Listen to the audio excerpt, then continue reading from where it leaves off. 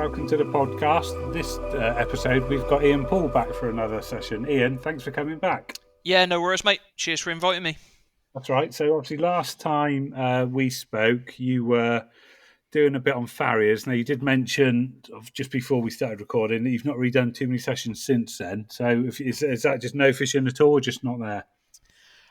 No, I had a little go on farriers. I think I had a couple on the floaters, but yeah, just didn't really do a lot. I went over to Spitfire Poole again at the back end of August, which was quite an interesting trip. Managed to catch one there, one of the smaller ones, but my mate Poole, who went with me, he managed the older long common, which was nice to see that one on the bank again. Yeah, that's it, Poole. Yeah, he had the long common. I know Poole. Yeah. Yeah, it was a cracking week's fishing, really. Slow to start. It was really, really warm conditions. It was like, I don't know, 32, 33 for the first few days. But to be honest, those fish, I mean, a lot of places would just shut up shop, I think, in those conditions. But I think Spitfire's a bit different. The fish in there, they absolutely love the sun on their backs.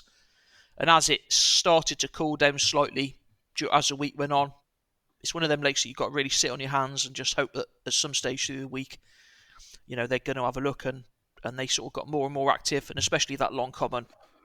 We had a feeling it was going to get caught, and I sort of built up a little spot. The fish were visiting it. I sort of built it up over the course of about 48 hours, really. Kept trickling the odd bit of bait on. The fish were visiting it quite regularly. I thought, right, Thursday evening, time to get a rod in there, and it literally took 20 minutes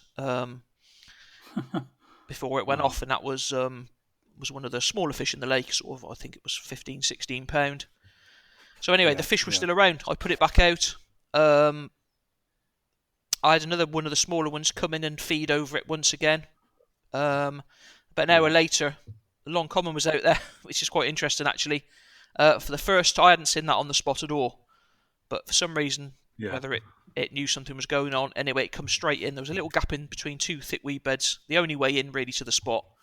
And I saw it come in through the gap, and it actually, once it went through the gap, if it carried on going, it couldn't miss the baited area.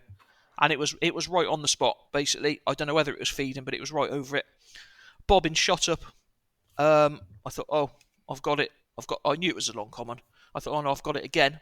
And as I struck, this rudd around about 2.5 pound vaulted out the water with my hook bait in its mouth. At which stage, the long common literally just veered off and thought, oh, hang on a minute, I don't like the look of this, and went off.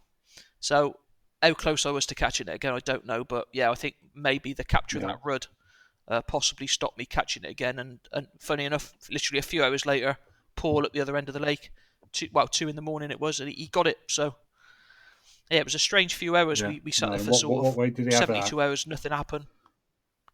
Go on, mate, yep.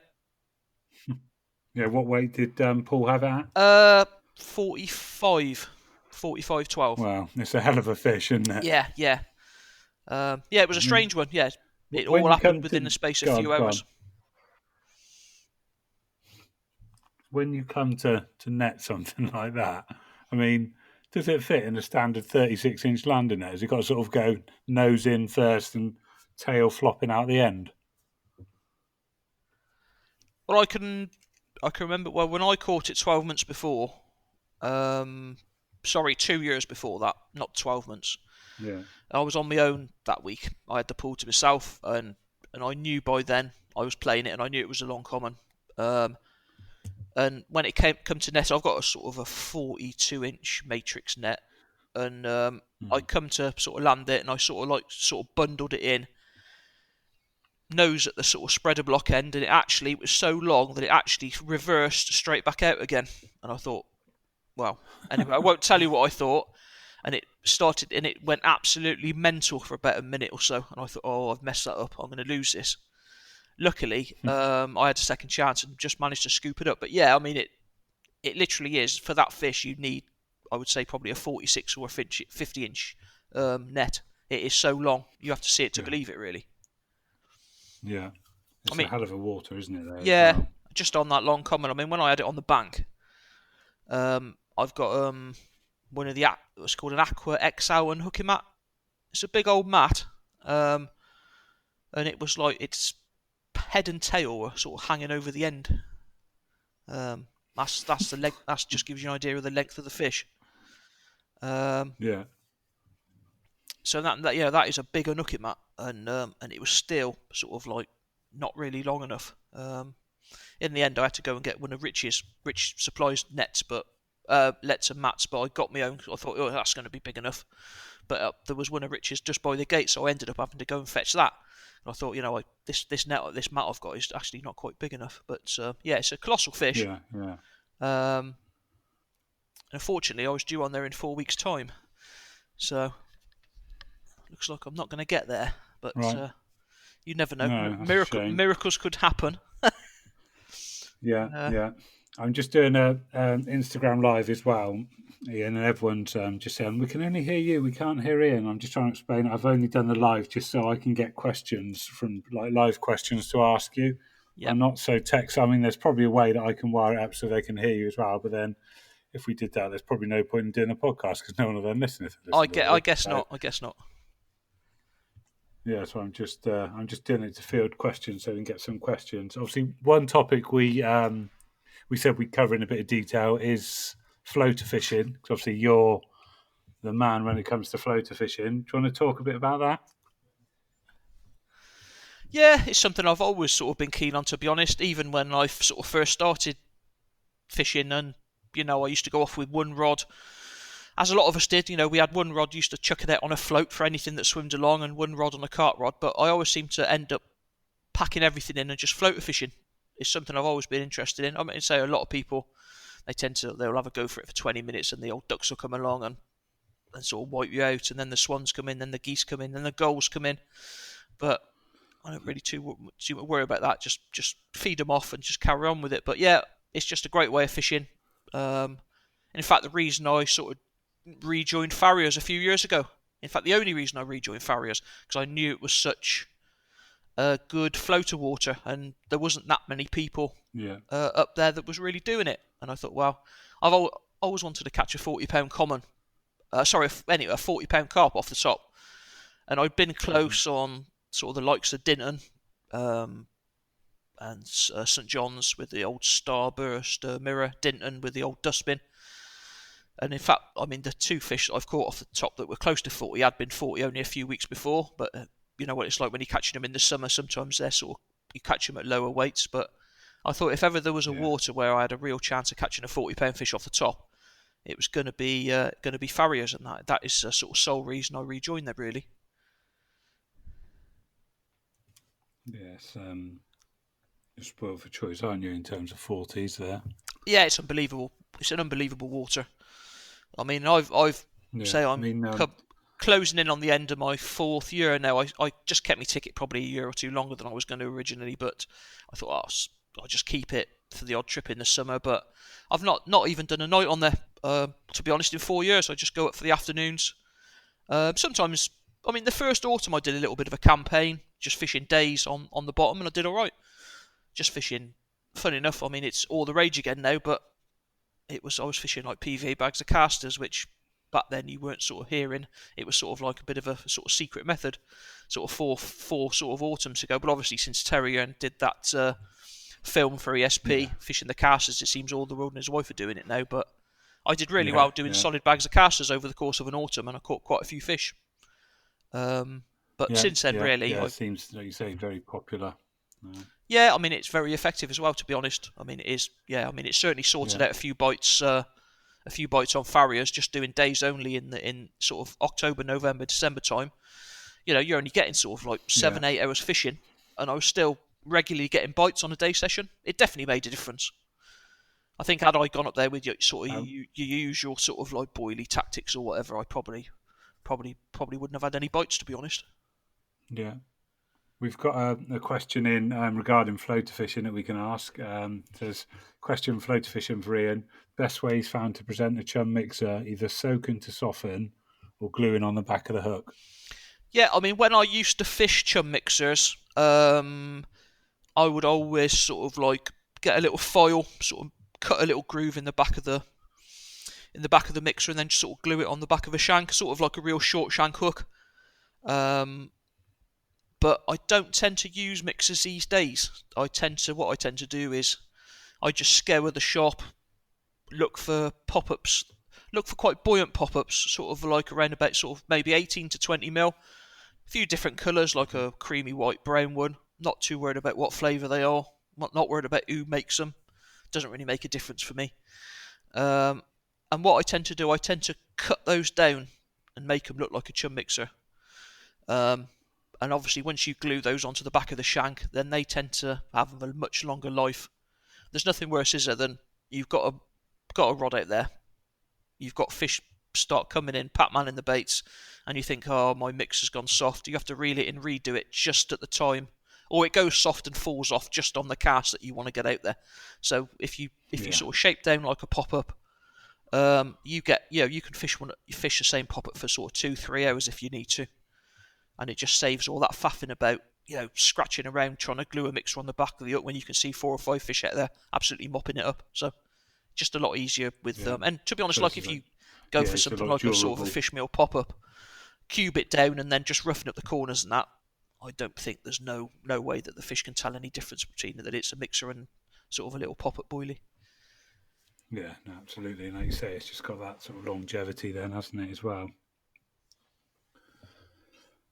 Somebody's asking, what's your favourite fish that you've caught? I think we did cover that in the first one, didn't we? Possibly. There's a few, really. So obviously, more recent ones, that the long common from Spitfire Poole. That's got to be one of my favourites. Stuff like the big plated at St John's. The dustbin out of Dinton Pastures off the top. That's a good capture. There's a few, really. The big one at Horseshoe. The old fish, I can't think what they used to call it now, just that big plated fish that sort of got up to 46, Patch, 47. That was it, Patch, or... Yeah, Patch, that was what they... or Dave, depending on who... I don't know where he got his name. Rodney. Yeah. But those really. There's probably one or two more I can think of. But the biggie, the original big linear out of Walford, at the Spessy Lake back in the day. Obviously, that took me a long time to catch. Yeah. Yeah, that's a lovely water. And obviously, do you want to have a quick chat about Walford? Because you went there for a quick session, didn't you, recently? Yeah, I sort of been meaning to go back for a few years. Obviously, I used to. At one stage, I was a sort of a regular visitor. I think when I went back a week before last, that was my first visit for 6 years. I thought I didn't know where to go, to be honest. I was thinking about going up to Linear, and then I thought, should I go to Farriers? And then I thought, I'm going to go to Welford. I don't know why. I just thought I'm going to go to Welford. I didn't even decide till the morning. But it was the first time I've been up there for 6 winters. Yeah, Steve's obviously got the place now. Now Jerry's no longer with us. He's doing a great job. He's got some cracking fish in all the lakes, really. Obviously, including sort of Bramblemere over the road, which I'd like to have a go on at some stage. That's got some beautiful fish in Bramblemere, hasn't it? Yeah, he showed me pictures of one that had been out that morning, actually, on there. Yeah, real cracking fish, real scaly fish. A bit like the horseshoe fish of old, actually, that Bramble strain, whether it's the same or not. They're all pretty similar, aren't they? I think especially some of the old originals that are left in Bramble. Yeah, I think they're probably, that's that same strain. I mean, obviously those are getting fewer and far between now. I mean, they used to be all over the place. Back in the day, but a lot of them now have gone. Obviously, there's quite a few left in Horseshoe, I think, and a few others dotted about here and there, Oxford Way and down on the park. But yeah, they're slowly disappearing now. I mean, a lot of those old original, early fish are like sort of 45 years old now, and they don't go on forever, do they? No, it's amazing, isn't it? Some of the age that they go to. Yeah. Here's another question here, and we just chip into it as they come in. So, Cobble Basher says, if you could change one thing about modern carp fishing, what would it be?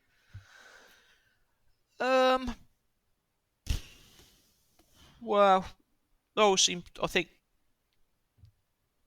obviously it seems to be a lot of anglers around. We doesn't seem to have enough waters to everybody to fit onto. But I think other than that, I think no matter what, you get somebody put up a capture on Facebook or Instagram, there's always some idiot always wants to have a pop at somebody. And I think especially with like anglers who are just starting, I mean, people can say what they like about me. doesn't make any difference at all. Like, you know, I've been round the block carp fishing, and you know, I've had probably a lot of things said about me over the years. I don't really care. But I think some guy, you know, especially you get like a young lad and with his first 20, or somebody who's just getting into fishing, post up a picture of their first 20-pounder. Okay, he might not be holding it as carpy as he could be, or some bullshit like that. And then somebody has to have a pop at him, you know, and says something stupid. I think the people, you know, you need to just get a grip, mate, and possibly have a look at your own fishing before you start worrying about what everyone else is doing. Absolutely. When people are that set on tearing down someone else's house, it's usually a reflection of them, isn't it? Than the other person that they're sort of picking on or bullying. Exactly. The problem is, if it's, you know, it might be the first fish they've put up, or you know, it can sort of drive people out the sport, can't it? Or I think, oh well, I see, somebody's had to go. I won't bother putting up that fish again, or yeah, they just sort of stop fishing. So yeah, that's about the only thing really. I think is yeah, that's fine. Sometimes people just need to keep their mouth shut. I think is definitely. If you've got nothing good to say, don't say anything at all. If you've got nothing good to say, then just shut up, innit? Yeah. End of. We touched on horseshoe briefly last time. Should we have a bit of a chat about that? Because obviously that's making a bit of a comeback. They've done a great job there, the Carp Society. Now it's back in safe hands. Yeah, I mean, we get quite a few lads in the shop who are fishing it at the moment and doing really well. I say one of the guys who had a really good catch the other week, sort of eight or nine fish in an overnight up to 31, and it was nice to see a lot of the fish that he caught. They were all old originals. You know, the fish that when I was fishing it, the fish that I would be catching. But yeah, it's doing some good fish again. Yeah, it's to say, still good few of the old ones about. I think they don't come out that often, some of them, but they're still in there. I think probably there's more in there still than people think, but you know, they've seen a bit of pressure over the years, and I think those newer fish maybe sort of like jump in a lot of the time and get caught, and the older fish just sitting back a little bit and just seeing what's going on. But yeah, it's nice to see. It's so nice. How would you... Go on, mate. Go on.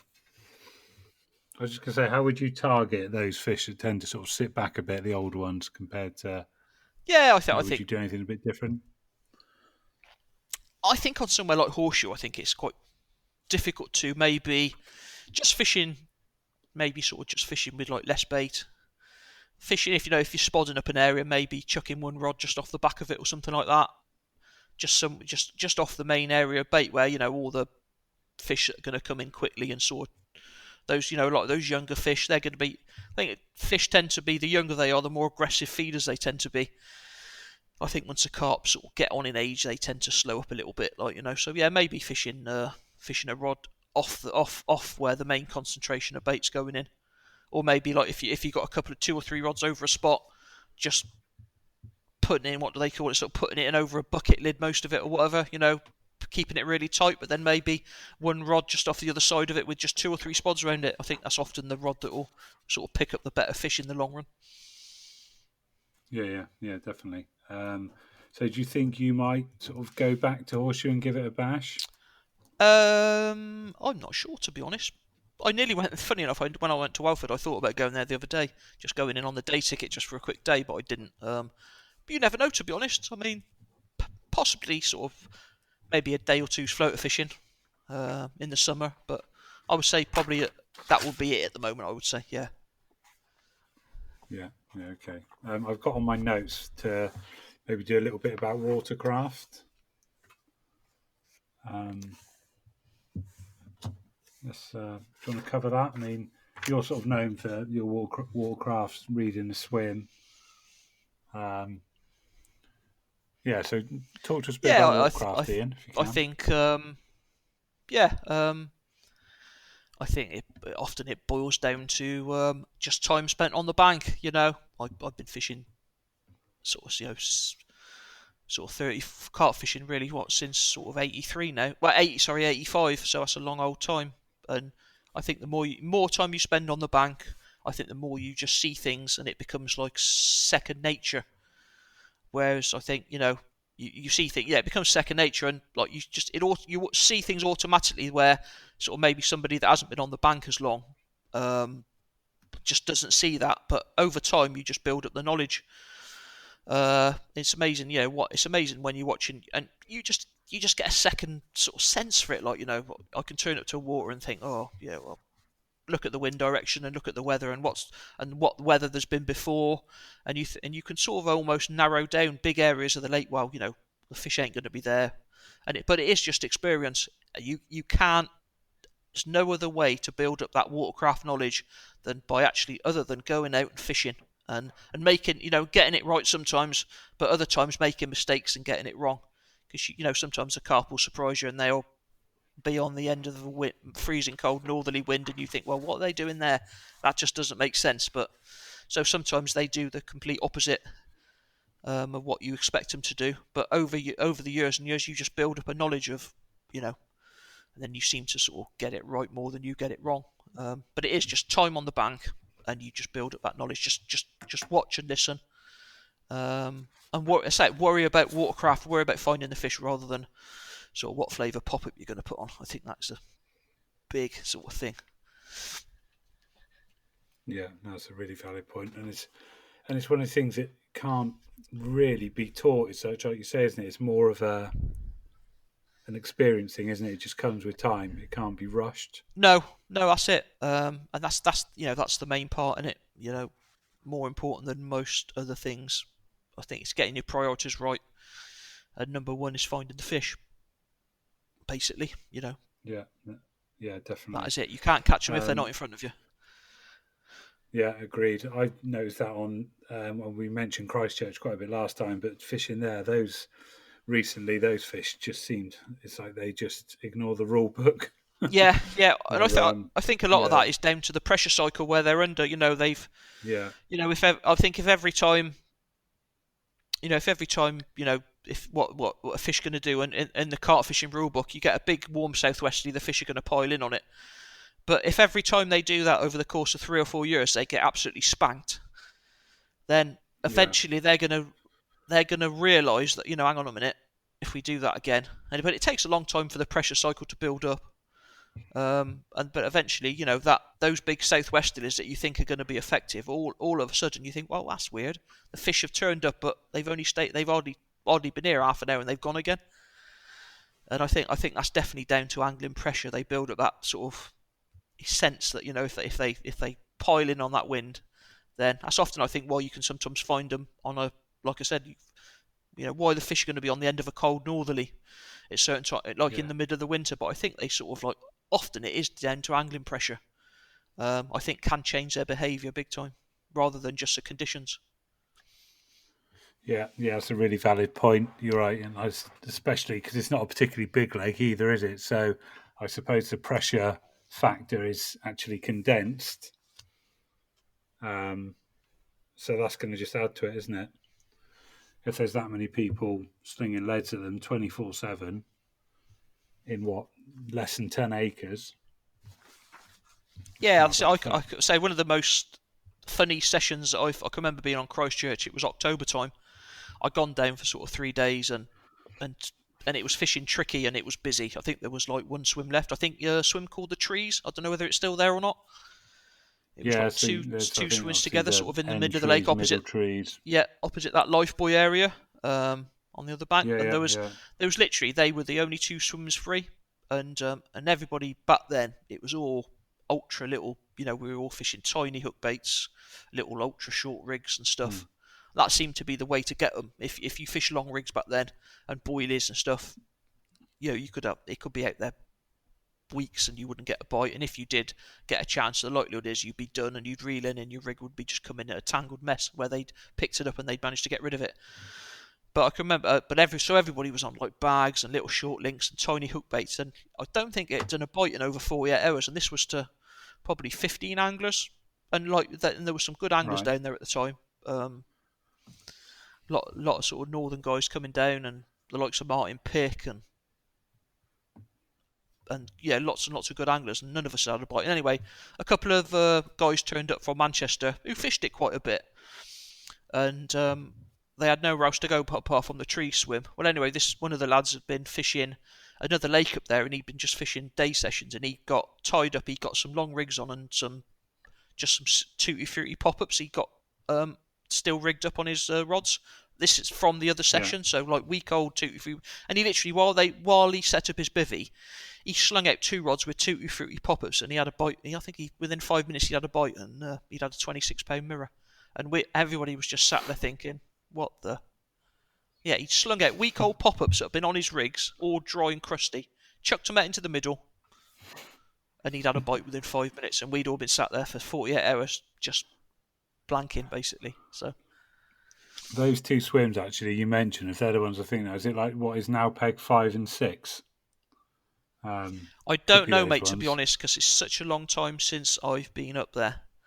Yeah. I mean, but it was, as you walked up, obviously it was different. I mean, because back then, I mean, the lake's a lot bigger now than it was when I fished it, because obviously you had the gravel track running across, and like the swims like that new dig and all that kind of stuff. Well, that was a separate lake when I fished it.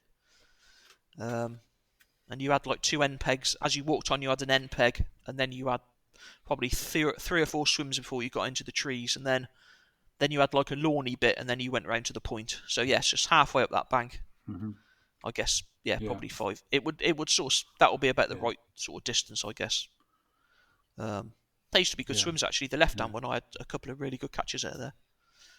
Yeah, I think if it is peg 5, I had that 4 scale in October, hell of a fish at £39, a big black-looking thing. Yeah, I see that, mate. Yeah. There's some amazing old fish in there, aren't there? Lovely one. I see a lot of fish I used to catch, actually, even now. Like, fish I used to get at like 20, low 20s and that. These days, they're sort of like coming out at 38, £39. It's madness, say most of the fish, the fish that I was catching out there at the time, a few of them have gone now. Obviously, stuff like petals and the old orange fish. One or 2 others have moved on. There used to be a couple of big old fully scaleds in there as well. Real old prehistoric fully scaleds. I know they're long gone, but most of the fish I see getting caught now, I can remember catching a lot of them at sort of like low to mid 20s. I bet you've got quite. It must be funny to see, obviously, those ones that you've caught, sort of not at their baby weight, but coming through for you to then see them sort of 10, 15 years later at massive weights. Yeah, I mean, it was 2001 when I saw fish Christchurch. There used to be, I think there was obviously, back then you had, obviously the big fish was petals, which got to about £48. Then there was a little group of others, which were the other sort of, if what you want to call them, like A-team. Like you had, like with the common wise, you had 2. You had the perch common and the box common that used to come at anything between about 32 and 33. Mirror wise, you had a fish called the orange fish, which was quite a real nice sort of deep sort of chocolatey orange coloured mirror, which was about 35. You had a lot of fish coming, and you had a lot of fish coming through that were like, there was a lot of like fish, a lot of 30s between sort of 30 and 33, a lot of mirrors, stuff like I think there was there one called the black mirror once, and yeah, I think so. Yeah, I think that's right. One called the slate grey. I mean, then that, like when they called the hamster, again, that was, they were all like upper 20s, low 30s when I fished it, and a lot of them didn't even have names. And obviously that one that Martin picked, sort of named after me, when I think people probably knew it was in there, but everybody on the lake said, "Oh, well, what's that?" You know, they knew the fish, and nobody had sort of seen it before. I'm sure it had been caught, but it sort of popped up the one night I was fishing. It had this big scaly mirror, sort of weighed it in £35. I thought, oh, I don't know what fish that is. I've not seen a picture of it. And sort of Martin Pitt was fishing next to me in the morning, and I said, "Oh, fancy doing a few pictures?" And he said, and he come around and said, I showed him the fish, and he said, "Cool, what's that?" He said, "Where did you catch that from?" I said, "Well, out of here, you idiot. Where do you think I caught it from?" And he said, "Hang on a minute." He said, "Just keep it a minute. I'm going to call a couple of other lads." And there's a couple of lads who knew all the Christchurch fish. They came round to have a look, and they were sort of gobsmacked. They said, "Well, we've not even seen this fish before." And it was, well, I mean, I'm sure you remember the fish, what it was like. Big, black, scaly thing. And hence why Martin Pick, I didn't even know at the time, but they started calling it Poole. I think it got up to sort of upper 40s in the end. I think it's not in there now, I don't think. But, it's funny. Obviously, that baby, I think we mentioned last time, that baby Paulies is still in there, like 45, 45, 46. Yeah, that's a very similar looking fish.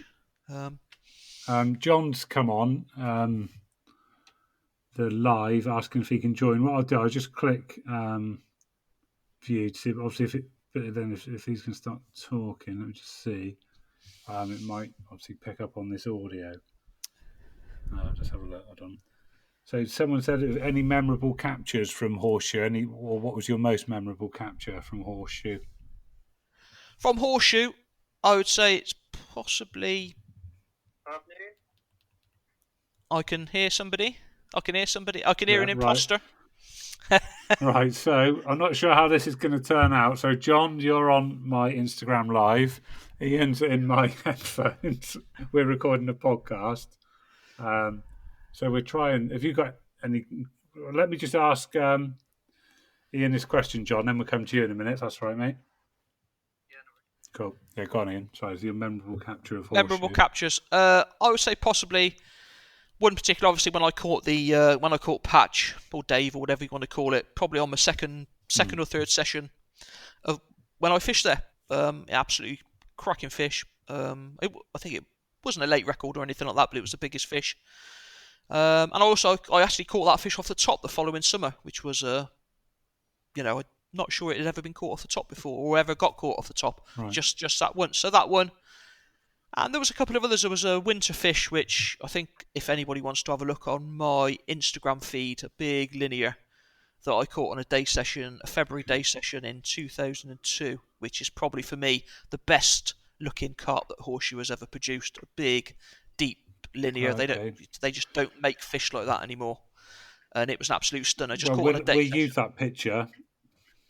We use that picture, Ian, for this podcast episode. Then, if you dig out the one and send it to me, I'll make that the picture for this podcast episode. Yeah, no problem. Yeah, it's if anybody wants to see it, it's on my Instagram feed anyway. Just there's not that many pictures on there anyway because I don't catch much. But I have to put all the old I have to put all the old ones on because I don't catch much these days. So. Yeah. Okay, I've got the next topic is actually bankside tackle, conveniently, and John's on now. So if I just ask you a question first, and then I'll go to John. Yeah. So obviously, how are you guys coping in obviously the current climate with the closures and everything, and this bloody virus going around? Well, obviously, are you still open online? Yeah, obviously the shop's closed now, like everybody. But yeah, we still got a really good website, and obviously that's still running. Banksidetackle.co.uk. I'll get the plug in now. But yeah, so we're still running online. Fine, yeah, still running online. Still got a few offers on there at the moment. So yeah, I think you've got to try and just keep going, keep trickling in a few orders off the online site. So there's a few people ordering bits and pieces. A lot of rig stuff and that, I think, where people are sat at home tying up, restocking all their rigs and stuff. But yeah, so hopefully that will just keep trickling over until in a few weeks' time till we can get open again. But obviously it's very, very difficult. It's just the time. We've had a really wet winter, 4 months when the rivers have been flooded, which is, we're really busy with the river fishing through the winter. Got a lot of good local match clubs and predator fishing's really good. But I mean, this winter it's been wiped out, so we've had a hard sort of 4 months, and then just when it's just going to start to pick up, we've been forced to close. So it's every tackle shop is the same. We're not just, it's not a sob story just for us. The whole tackle trade is going to be hit really hard over the next month or so. So it's sooner as we can get back open, the better. Times, isn't it? Worrying time. Okay, what I'll do, I'll turn John up, and just obviously there might be a bit of feedback and interference. But John, obviously, I was just asking Ian what you guys are doing and how you're getting on with this bloody virus. Obviously, you're open online. I suppose, Pete, everyone's stocking up and tying rigs and things, are they, in this downtime? Or we're getting a few orders. Obviously, I think the main thing is that people are sort of worried about money coming in and the future and what it holds, but there's definitely anglers out there that are sorting their gear out and getting it ready. It is a right pain in the ass, isn't it? Yeah, it's going to have such a knock-on effect, I think, but it's happened, doesn't it now? It's just a case of how we react. We can't change what's happened. It's just everyone's got to be as positive as possible, as proactive as possible, support all the smaller businesses. I mean, I'm in the same boat as you guys. Obviously, I run a heating business. We can't really, technically we are allowed to get into people's houses, but I've got two guys, they're both off. I don't want to risk it for the sake of, Well, it's just how quick it spreads, isn't it? It's looking at the numbers and everything. I mean, luckily for us, it's basically me and Poole in the shop. So we haven't got a zillion staff around packing orders. We can sort of I can go in and pack some, and then go home, and Ian can go in, and we're just trying to keep the mail order running in case anybody does need anything. Yeah. Okay. Well, what we'd do, I think, if I'll sort of wrap this episode up shortly. John, thanks for coming on. No worries. I might do. I think with this software that I've got doing remotely, I can probably add you to a podcast, so we can potentially do another one and go into a bit more depth about Bankside if you want. I wasn't trying to interrupt. I went onto your Instagram page. And, I don't quite know how it all works because I've never done it before. Yeah, I'm a bit like that. I only know the basics. I'm just sat here with a bit of cheese on toast, thinking, I'll have a little listen in, and then all of a sudden I'm live on the no worries. On the story, so. All right, mate. Okay, right. I'll hang up from you, and I'll so quick chat at the end. All right, thank you, John. Take care, mate. Take it easy, mate. Bye. Thanks, Ian, for waiting then. Yeah, no worries. So just a few more questions sure. to wrap up. So Pete Yarrow said, has Ian changed his angling fundamentals over time, i.e. small dumbbells and solid bags, and where does he see his angling in the future? Would he ever return to the competition circuit?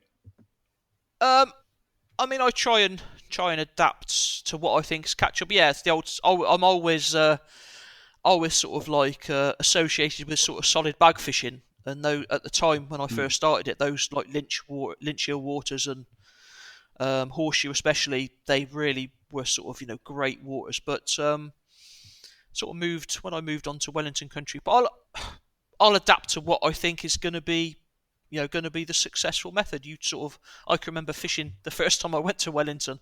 Actually, I fished a solid bag on one rod, and I was up all night catching roach. So I thought, right, that's the end of that for that method on there. Then at least I've sorted that out early. I think what I found on Wellington, although it was predominantly a boilie water, I sort of took my own method. I come straight off horseshoe basically in 2004. So I was going to carry on and fish Wellington how I fish horseshoe, and I did really. In the sort of 3 years I fished there, I carried on fishing it in a similar way, but it was just a bit of an adaptation, dropping the pellets and stuff like that, like on horseshoe, hemp pellet, corn. Well, on Wellington, I certainly found that you couldn't put pellets or corn into your spod mix. So, but I did spod, especially the first year, I was spodding hemp and boilies, and that was really, really effective. I know a lot of guys, you talk to a lot of guys and say, well, boilies dominate on Wellington. Well, they do, but I mean, the first few years when I fished it the most and was doing sort of stringing a few sessions together, I did really well just fishing hemp and boilie, and not big quantities either, where again a lot of Wellington country pot fishing is that's 5-10 kilos of boilies out to start, just because of the numbers of big fish in there. But I was sort of fishing over sort of a 10 to a dozen spods, a hemp and boilie, sort of fished what you call it Alsto style, fishing it as tight as you possibly could, and even on that quantity of bait I was getting sort of up to 6 bites a night. Again, what I quickly learnt was, if you were fishing horseshoe or something like that, and you spotted that amount of bait, once you had a bite, you top up. Well, topping up on Wellington was an absolute kiss of death.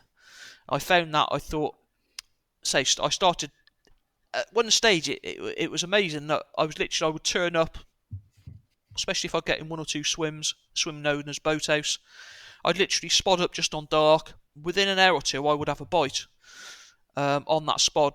But what I learned quickly was that if I re-spodded after having 1 or 2 bites, that was it.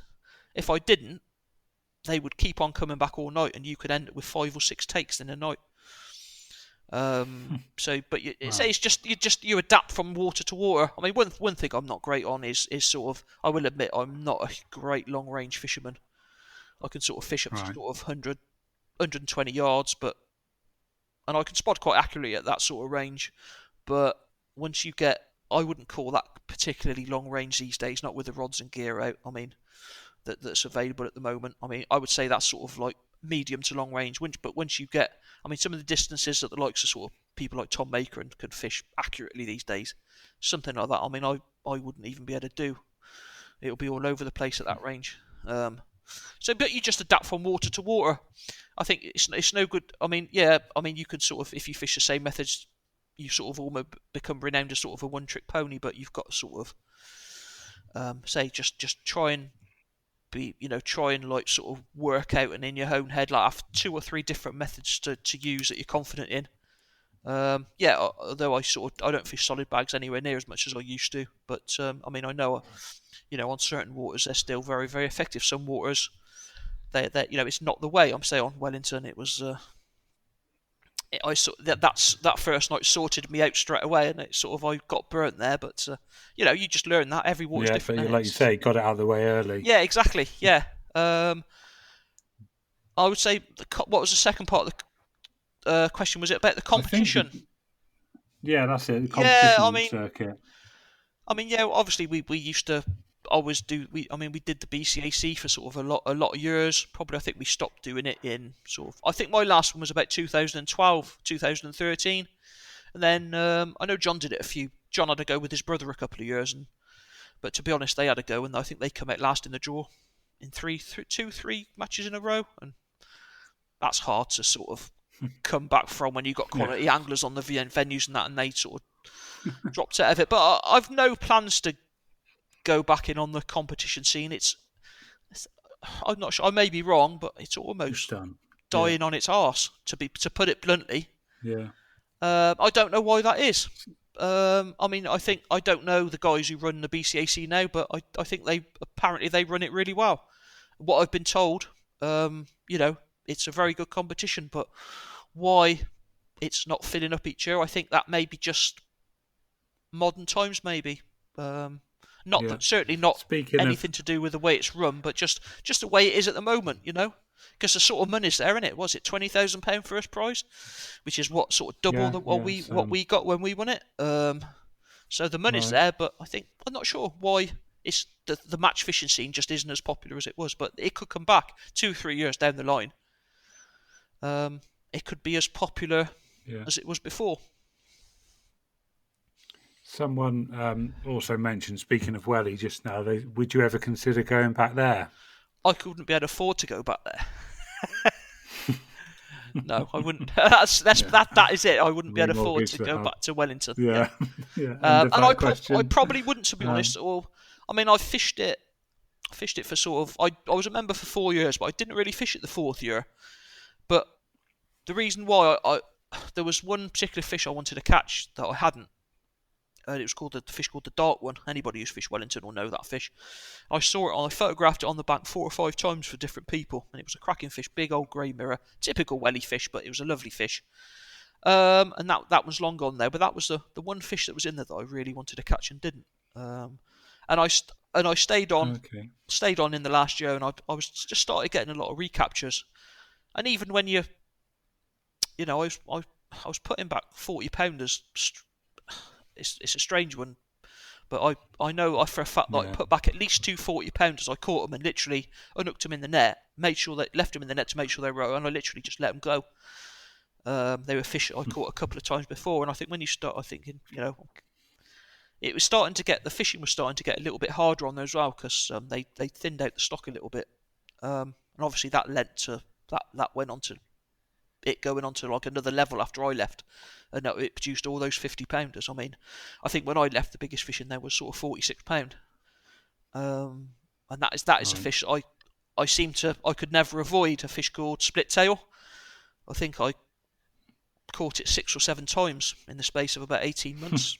And I ended up, I just couldn't, wherever I fished, I'd seem to catch split tail, which at that time it was the biggest fish in the lake. But it seemed, however I fished, it just seemed to follow me around, and I ended up catching it, a couple of times. It was massive, and I just let it go. I sort of thought, not again, doing somebody out of a capture, But you can't, you can't decide what's gonna, unless you're floater fishing and you can see what's going on. You can't really decide what you're gonna catch, but I think I caught split tail 6 or 7 times in 18 months. It just followed me around, literally. Literally, like, I can remember fishing, like, Boathouse Point. I fished it in March. Literally the first night, caught split tail. Came back 3 weeks later, the next session, dropped on another swim. First night caught split tail. Came back 2 weeks later. First night caught it again. And every time it was like, I think I weighed it the first time. It was 39.12 or 39 something. I mean, I know for a fact the next twice I caught it, it was over £40. But I just literally, it was in the dark. I was fishing on my own, and I literally just put it back. And yeah, so basically I started getting a few too many recaptures, but there's still some amazing fish in there. But yeah, sort of out of my price range really. What was it, 2,200, something like that? Yeah, I think it's crazy money, isn't it? You could buy a nice car for that. Another question. Exactly. Another question, funnily enough, from Joe Turnbull, who I mentioned earlier. Hi, Joe. He says, "Why aren't we seeing more of Ian in the press and the media? Such a talented angler that has lots to share." What press? That's the sole point of it these days, isn't it? I mean, the press that I know is basically gone. You know, all the magazines I used to write for, they've all gone. You know, Carp World, Crafty Carper, Carp Talk, they're just not there anymore. So it's changed, and I sort of, obviously it's still there if you want to be part of it, you know, but it's different now, and I used to like the sort of written word, doing the photography for the magazines, and used to like writing the features and that, but I'm not sort of a person that when I catch one, it's up on Instagram within 5 minutes, and there's nothing wrong with that. Is how it is these days, isn't it? You catch one, you're taking pictures of it in the net. You know, got one in the slammer or whatever they call it. If you take a picture of your retainer, all that kind of stuff, and that's I haven't got a problem with that, but that's just not me. Just doing with that type of media, and it's all like, you know, I mean, you can see the guys that are still out there doing it and still doing really well. You know, I mean, if you take somebody like Steve Briggs, where he was probably like me, writing lots of articles in all the magazines. Steve now is doing all video blogs and stuff. That sort of thing doesn't really interest me, to be honest. I have put some videos and stuff together for like the Bankside Cup. I've done a couple of videos for the Bankside Cup that we run on Brasenose every year. I've done that, and I have done a bit of video work and editing, but it's not something that really I wouldn't be somebody that would go out and blog my own fishing. If you're not willing to do that these days, then you're going to make things difficult for yourself. Yeah, true. Okay, we'll finish up with a couple of questions from Noel. I think Noel Harding, and that's Noel. Yeah. So when did you first get into fishing, and what's your British PB? I'll do the second question first because that's easiest. British PB is Petals at a Lynchill, Christchurch at £46.14. First got into fishing, I basically started probably like most people do. I mean, fishing was just literally something I would do in the summer holidays.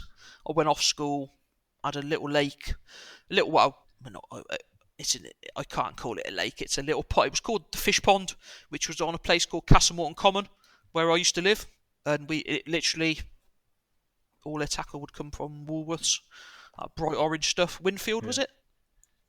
Winfield special rod, and we would just go up there in the summer and just be fishing this pond. It was full of little stunted roach and sticklebacks, and then it all went from there. And then we kept on doing that, and eventually, after a couple of summers, you thought, oh, well, I've got this, you know, it was catching the same. But there was another lake about half a mile away across the common, which is it's done some decent carp in its day. It's quite a famous lake actually in there called Golden Valley, and we used to go over there because you could catch big bream, and there was some big bream in that if you fished. It was a lot harder, but there was bream in there, and at the time I didn't know, and there was some carp as well. There was a few carp in the fish pond which I didn't even know about at the time, and I think that's probably what started it all off. I was sitting on the fish pond.